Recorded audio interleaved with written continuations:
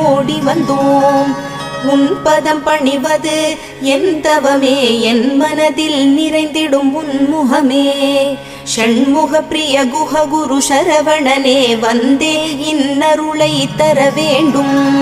தென்பழனி மலையில் ஆண்டி முகம், சென்னிமலையில் முருகனின் கருணை முகம். மன ஆறுதல் தந்திடும் ஆறு முகம், தருவாய் பக்தருக்கு 100 வரும். கோதையர் இருவர் மலை மேலிருக்க, திருமுருகனும் எழிலாய் கொலுவிருக்க. அருள் தரும் நவகிரகம் உன்னை துதிக்க, சரவணனின் காட்சி சென்னிமலையில். விழிகள் 6 கொண்டவனே, என்னை மறந்தேன் உன்னை காண்கையிலே.